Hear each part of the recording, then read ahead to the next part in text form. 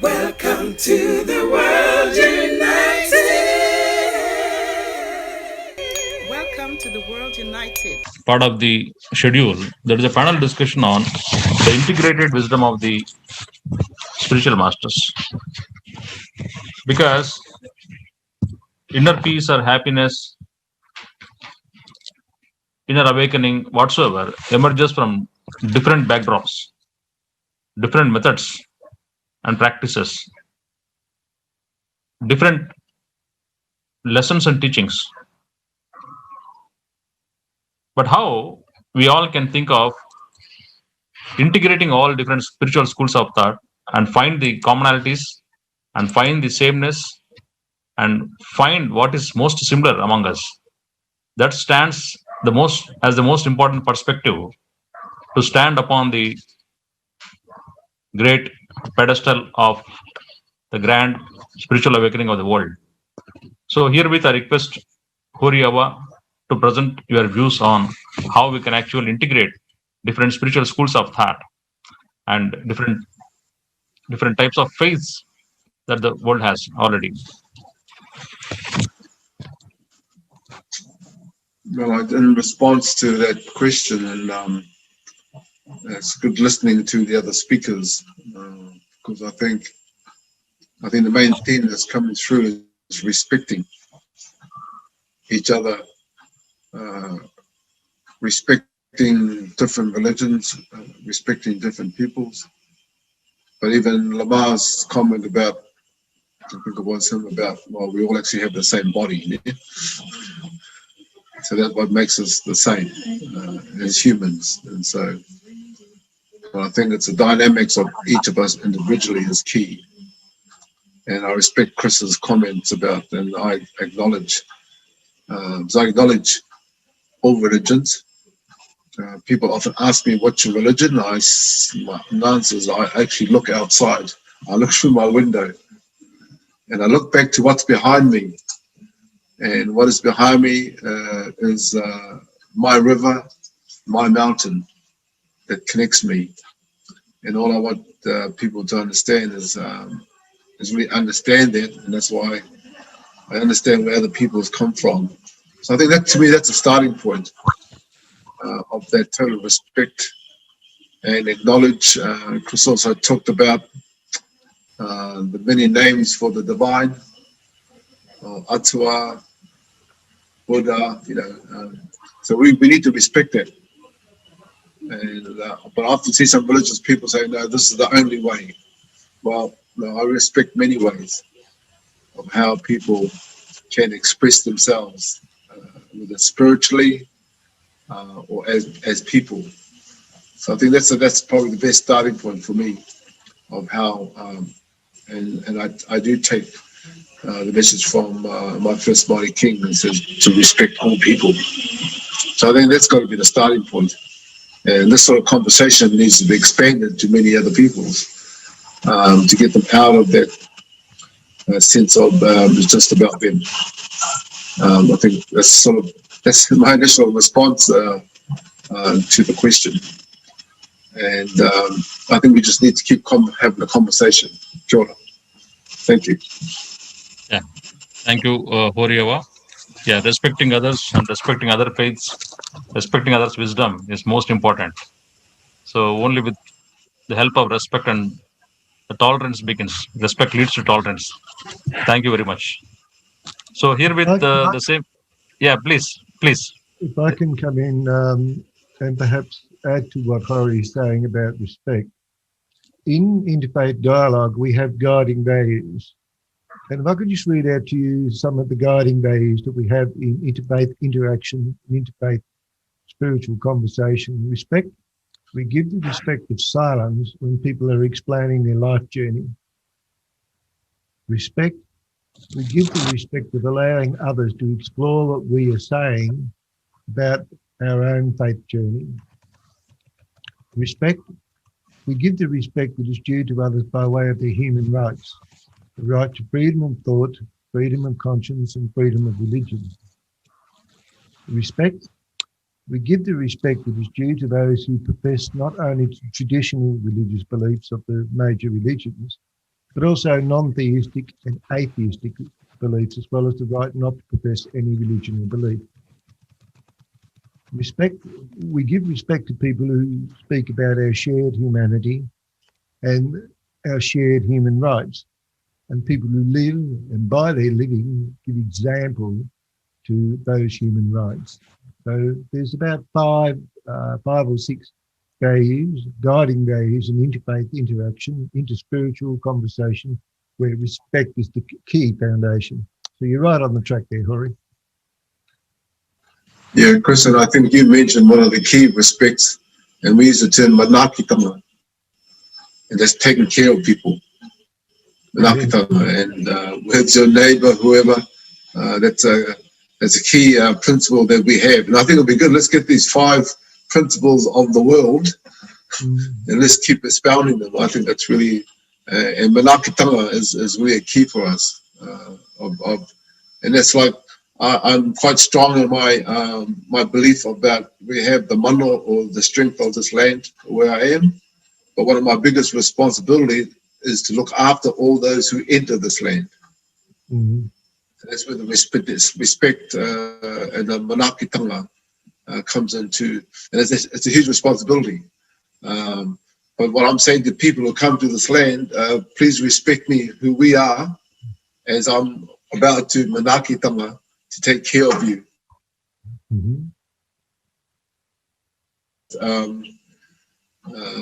We feed the visitors before we feed ourselves.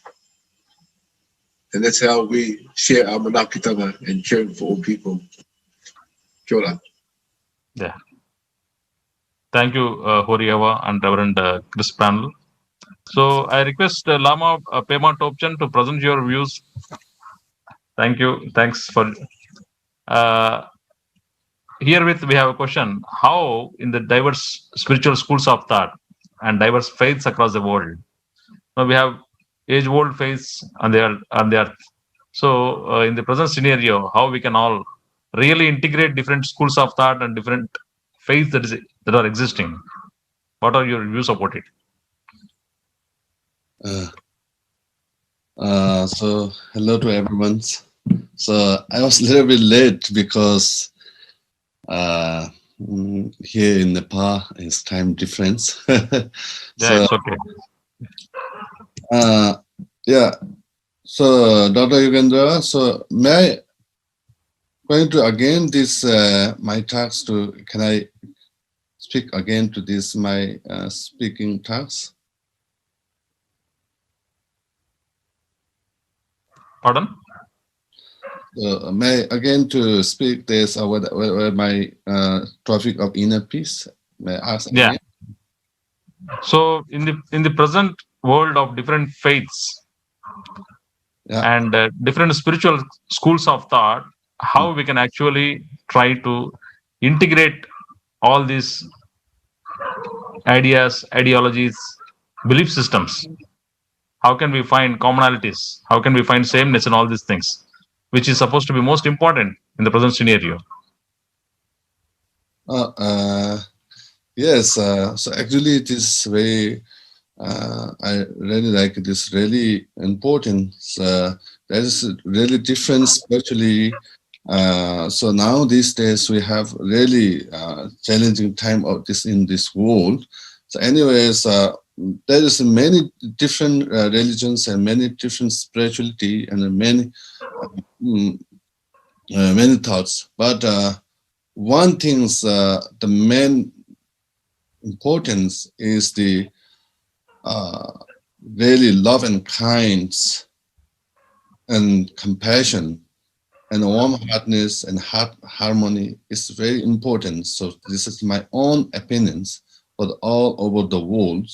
So whatever is differences for the spirituality or religions or whatever, this doesn't matter. So we are all the 7.5 billion peoples on over the world. So all the same. So we are all the same. They all want happiness. All they doesn't want for on happiness. So that's why. So main things is our inner peace is very important. So love love and compassion and kindness and harmony, warm-heartedness, and we are all on this. So we are all same. It's all the 7.5 billion peoples. We are all brothers, and so that's why love and kindness and compassion, warm-heartedness is very important. This is my own message and own opinions. Yeah. Yeah. Thank you, Lama option. Yeah. So here with we have grandmother Parisha as well. Uh, grandmother Parisha for the past 60 years is in the field of connecting so many types of people across the world. With all her vast experience, we are very much honored to have her. And she's also a member of the Global Council of the World United. So, grandmother, do you have something to ask? Something Yes, I do. to Yes, give some I of your do. inputs? Thank you for the privilege. First, I'd like to start with Hori, and I greet you, my friend. I have had you in my heart and your people since my visit to your homelands. And the elders there and all that took place, the spirituality of what took place there has always remained in my heart and most beautiful. This is a place, Dr. Yugandhar, that I've shared with you, that I went to Hori's people. We actually come to exchange some ideas of growth. And Hari's people greeted me in their ancestral way. And one of the points of what I feel Lama's saying and what Chris is saying, and the question that you ask, how do we take the very strict division of religions and bring it to the awakening of spirituality? That we, in my many travels, like I've shared many times, wherever I'm at home. And of any particular way of worship is dominant there, I have no problem with that. I realize that we're all really talking to the same presence, which is a creator and whatever sacred name. And I realize that in the environment, the energies of that location, and in the energies that we actually create ourselves in the worship that we do, that it is uniqueness. And I've always found peace in it. No matter how different it might be of the traditional ways and the particular way of worship of my people, I actually know that I'm at home. That as long as we are a human being, knowing that there is a higher presence that we are very much a part of, then we'll make it in spirituality. But I share, gentlemen, I share all of your thoughts that it has to start with us actually removing those walls that says we are the one and we are the only, and this is the only way it can be done. And I know, Chris, that has to be a very vital part of your work. But how do each one of you look at it today and realize, whether we say it's culture, whether we say it's just worship, whether we say it's a religion, okay, we're all talking about spirituality. And how do you see actually what in the condition of our world right now, where there's just so much chaos going on? And I agree with you, Hori. I think COVID virus is the best thing that's happened to us. It's made people come and look at the world from a different place. I know in the United States, it has brought people's attention to what is important, that it's not just the capitalism and the money and all of that. The things around you dissolve very fast when you start losing and are threatened by your loved ones passing. So we are being brought into an awakening by a higher source and a higher intelligence, obvious, because we still are struggling with our own evolution. But how do you see that we can actually learn that spirituality means relationships? And in relationships, it means we have to relate to each other. And if we're relating to each other, then we have to soften the boundaries and the walls around the particular ways of our religions and our beliefs that says this is the only way and this is the only place that it can happen.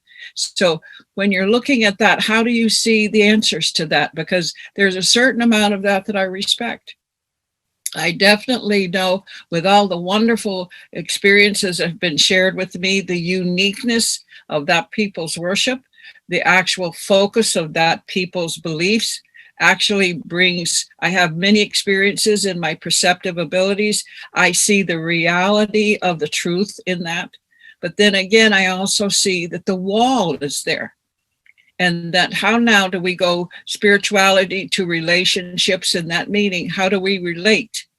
Do you believe that we have evolved enough now that we can stop punishing the differences, that we realize we're in a field of duality, and that contrast and difference is what makes up the whole beautiful environment of what we see? And how do you see that? How can we begin to relate more to the particular means and ways of worship, that we bring it to that level of spirituality that says respect, understand, and make a choice? If I don't feel I'm comfortable here, and I feel something is not the way that my whole being feels good about, I have the choice of walking away. But I don't have to condemn it, and I do not have to label it, and I do not have to be any kind of a disturbance around it. So how do you see that? How will we basically begin to see the focus not being our problem, that we can worship together in our many ways, and those many ways have a history, and that history shows the strength of it? So how do we get to the relating of it? Can I just talk for a moment about being ordained a minister of religion? I was ordained by a Jewish rabbi, a Christian priest, an American Red Indian shaman, an Episcopalian minister, and a Buddhist monk, and a Hindu monk too. So I had about 8 or 9 people all laying hands on my heads and that sort of thing. And I felt the Shakti coming in and filling me. Some Shakti, some energy coming down and filling me and expanding and going out. And what I felt was love. And I sensed that the dialogue, or how we come together and worship together, is founded on the heart. Every human has a heart. Every human has feeling and emotion. Emotion is energy set into motion. And I think that respect, that other people have a heart, and other people have love, other people try to express love. I like what my Buddhist friends say, and I say it every now and then to my Buddhist friends, with metta. Metta as loving kindness. And it's the same in the Bible, in the Old Testament. The Hesed of God is loving kindness. And I think that worship in future, I've been taken back to the past to understand how people did worship in past, in the times of Atlantis. And there was this huge chakra on the ground, huge, the flower of life actually.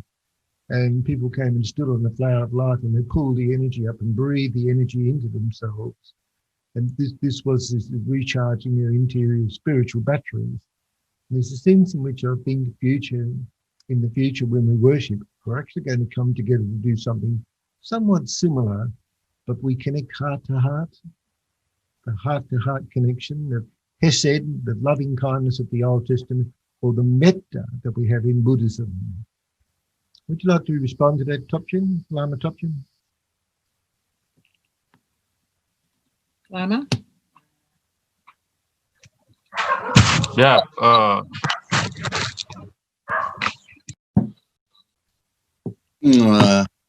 Yes, that's very interesting. So it is a relationship and worship between the spirituality. So now on this in the world, it is quite typical for the relationship. So I also accept for that. But our Buddhist point of view is now just Christ said that love and kindness is very, very important in our own Buddhism point of view.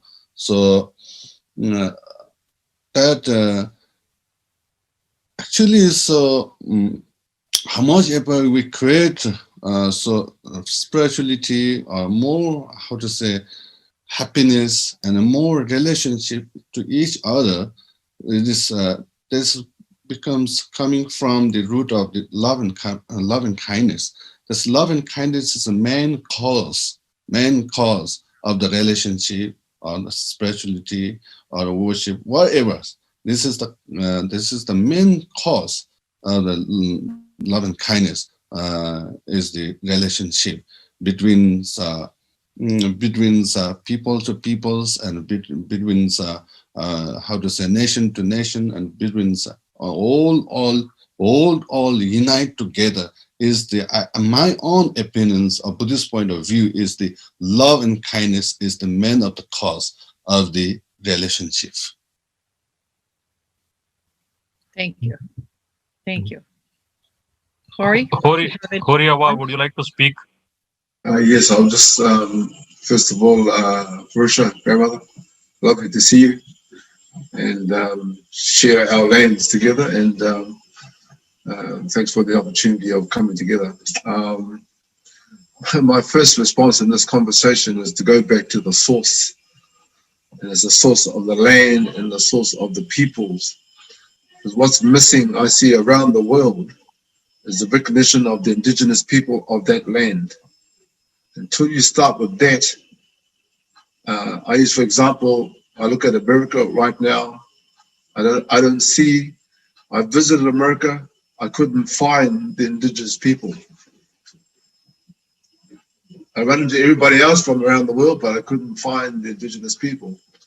And then they're not our brethren from Africa. They are the indigenous people of America. I use that example. I go to, I see more these days. When I go to Australia, I see the indigenous people. And so I use that example also when people come to Aotearoa, acknowledge, and we fight every day about getting recognition of who we are in our own land. Until you recognize that, you're not going to have peace.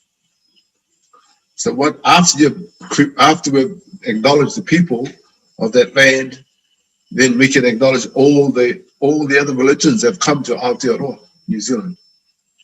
And what I grapple with, how do we allow those their religions to remain while they're in our country? Because they come from some place. Even those religions come from a place that I understand. So I think until we do that, and because we're so strong in Aotearoa, we make sure it's happening. But I feel for other indigenous peoples who don't even get a voice or aren't even seen. And that's why I use America as a good. I can't even see the indigenous people. Every time it comes on TV now, I don't see any indigenous people. So where are they? Who's recognizing them? And once you do that, and then they, alongside with everyone, recognize all the religions, because even my own people have joined a number of religions. But their source has got to be back to who they are. And that's, I acknowledge if they want to look at other ways of respecting Te Atua or the Lord, well, that's up to those individuals. But I think that's, for me, is a key aspect of unifying the world. And I go back to our inner selves first. Once we acknowledge that, then we can come together as all peoples. So I appreciate it to get us the sense of what I'm trying to convey. But that's what I see as a key principle that we have to overcome. And that comes along with the aroha, the love and the kindness. So that's back to us back to the 5 or 6 key values as humans, which is not being expounded by many of our humans at the moment, especially when they have little things like elections, then all sorts of emotions come into it. But if we go back to the fundamentals, but for me, the fundamental is about the indigenous people. That's why when I greet people these days, I ask where they're from, and they tell me. I said, well, I don't know where you live. I want to know where you're from. And then I can acknowledge you and understand who you are. You may have lived in America or whatever, but my connection, and we're talking about being connected, is where you're from. And for many people, they do not know where they're from. So that's one of the things we're talking about ourselves and our own people. Why are we in this disparate state as a Māori people? And it may be because people have lost to know where they're from. And I think that's one of the sense that we get. But then in this disparate world as we are now, their priorities at the moment may not be where they're from. Can they have something to eat now? So those are the sort of things that we have to rebuild. But I go back to my principal point about if we're going to try and unite the peoples, is to recognize and respect the indigenous people of each and of our lands in the world. Kia ora. I agree with that. And I also want to say, I think that you have given me the opportunity to see the heart of your people, and it most definitely has made a very deep impression. And looking at how you put this, and you're saying we should see the indigenous people first. I want to thank Dr. Yugandhar because that's exactly what he's done here. He made sure that he included the Australian Indigenous people and gave them much time to discuss and share their particular pathways and stuff. But I agree to start with the original peoples is most important to bring the very nature, as you say, up into the very thing that we're saying is spirituality. The spirit of the land, the spirit of the people of the land, the earth keepers themselves, bring the heart of it to whatever conclusion we expect to ever find. So I agree with you with that. And I also want to say that in Dr. Yugandhar's dream and his vision in what we're doing with world unity is to make sure that all peoples have their voice. And the point you make very much is strong, Hori, in as much as if we can actually look at the fact that all peoples have an origin, all peoples, regardless of skin, hair, color, features, okay? All peoples have an origin. And when we come to spirituality, if we just accept that all people have origins and help them find it through whatever way their heart moves, then we're going to have a lot stronger unity, not only through religious differences that we may have, but also through the understanding of where our roots and our origins are. And I want to thank all three of you for joining us in this wonderful effort. And can I ask a question? Do the three of you see that we're looking, Dr. Yugandhar and I are exploring, that we want to actually have a way to broadcast and have a much global vision of people talking like your people, Hori, and we have the Tibetans, we have interfaith, that if we have many people sharing and we can broadcast that and actually keep that moving, that we can actually begin to understand each other. Do you agree that by the time we can actually understand each other, we can have the compassion that Lama talks about, that we can actually understand that if one of us is suffering, all of humanity suffers. And that if we can see that connection, do you feel that at this point, if we can make this more of a global broadcast, get more people in front of the camera like you are and I am, and actually sharing all of this, do you feel we have a possibility of evolving in greater speed? I'm sure we have. I'm sure there's more learned people than myself, but that we can help share even more in depth. But I'll make sure they stay on the subject and the kaupapa or the purpose.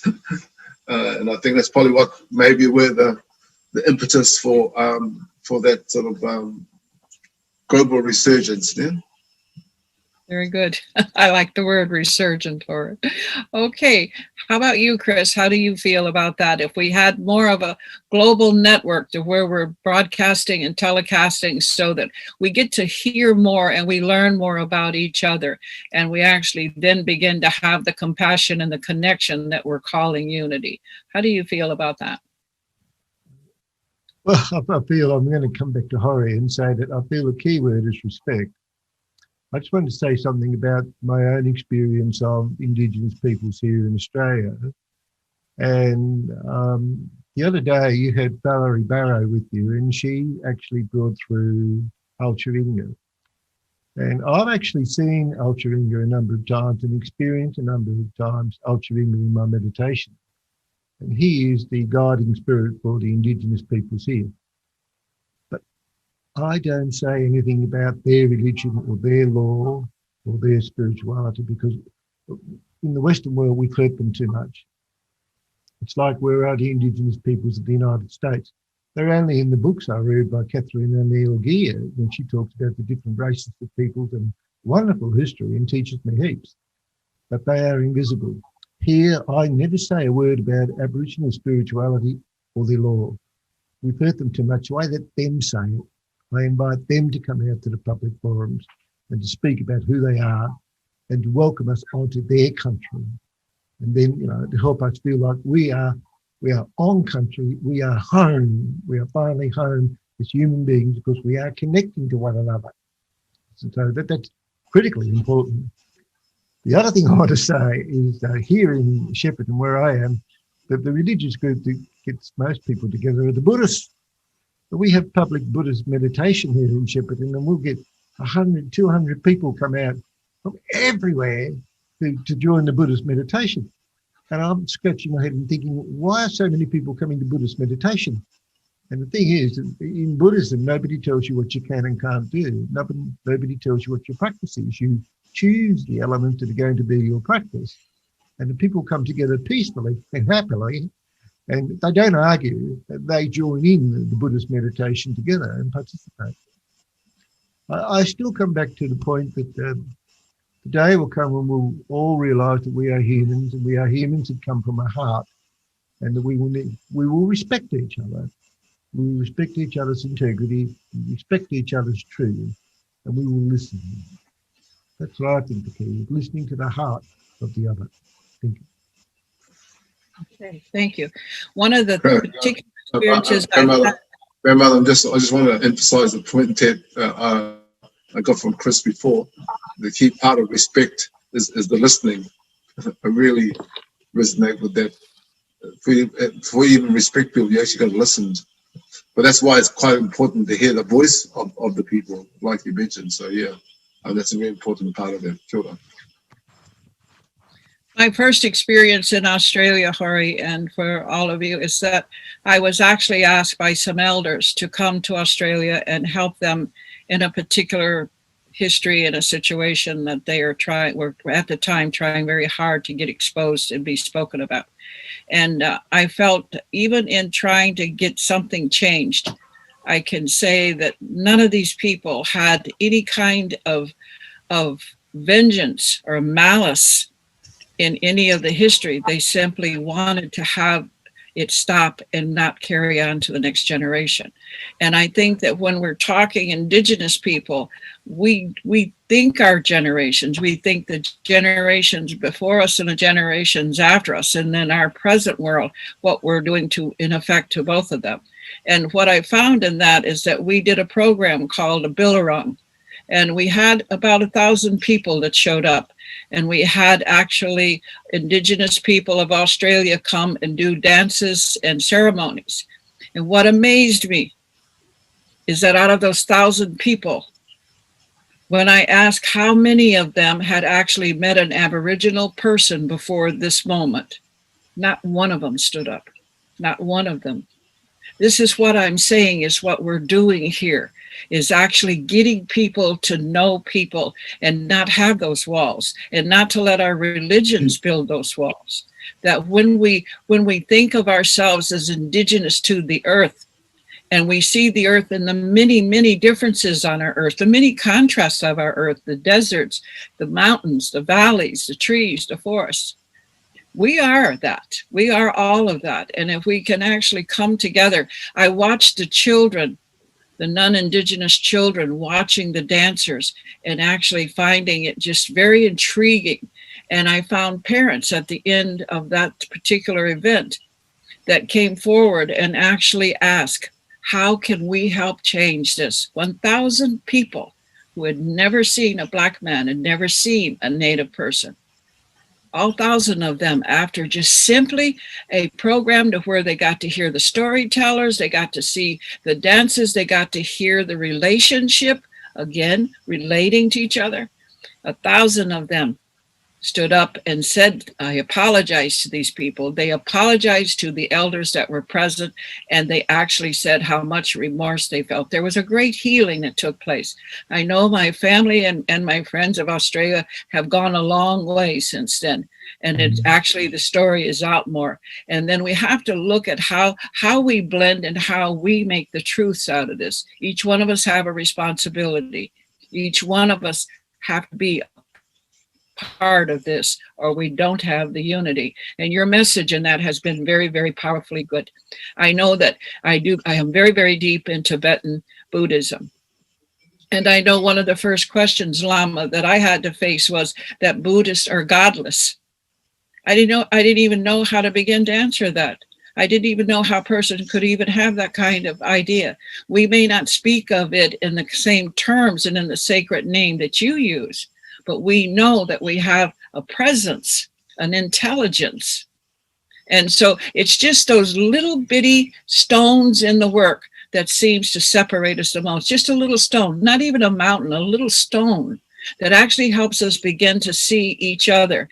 And your being with us has helped us do that. Your particular reflection of how you see this will help us go further to the rest of the particular parliaments that we're going to have, and that we can make sure that we hope with all our hearts you will share your experience here, and you will know that what we are doing is doing the very best we can, and all that we know and all the love that we can gender, that we do want to see us beginning to relate to each other, and to relate each other, to have compassion and love.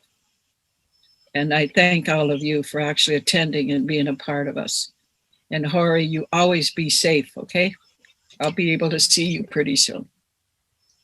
Yeah. Grandmother, I look forward to that opportunity, Grandmother. And it is about, it's just as much our responsibility as Māori to empower people and show them. And I'm encouraged. I'm encouraged by that we have returned to our language. I'm encouraged that the language is spoken on media a lot more now by many peoples. So I think I've taken the responsibility to impart. So I really feel for those 1,000 people, because it's actually not even their fault possibly. It's because they just had not the opportunity.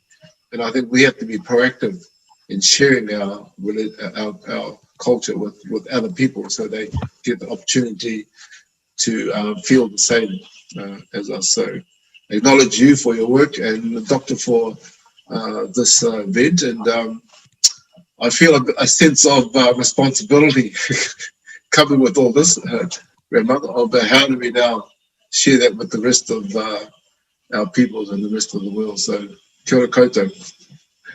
Thank you. Oh, thank you. So Thank you, Japan. Lama, you have anything to say? yes, I would Please. like to say really thank you very much, Dr. Yugandhar, and really all of the rest of you. So really, I really appreciate for this third world partner, Spirituality United. Yes, I really appreciate. So really thanks for you. It's very important in these days, for we have to unite all world together. So there's I don't want to mean that there's no differentiate anything, because we are all 7.5 billions on the world. We are all both brotherhood. We all same. We all same. We all want happiness. We all don't want unhappiness. So that's why we are all same. That's why we need to unite all world together. So I very much appreciate for this program or whatever this program. I really appreciate, and thank you very much. Thank you. Oh, thank you very much. So thank you, panelists, Horiawa, Chris Parnell, and Lama Pema Tomchan for joining us.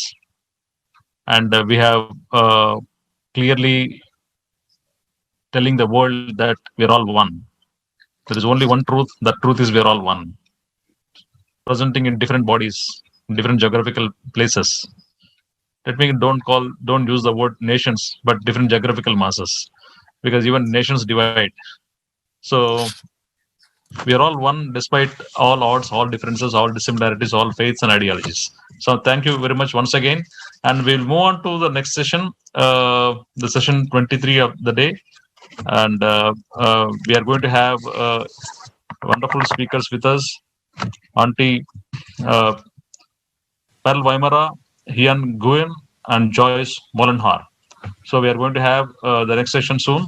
So we can have a small music break in between. And after the break, we will join within 5 minutes. Thank you all the panelists. Thank you very much. And one most important thing is, definitely I would like to see you all at your places in Australia, at your place, Lama. So I would like to interact with you, have a cup of tea with all of you, and we'll share the journey together further. Thank you very much.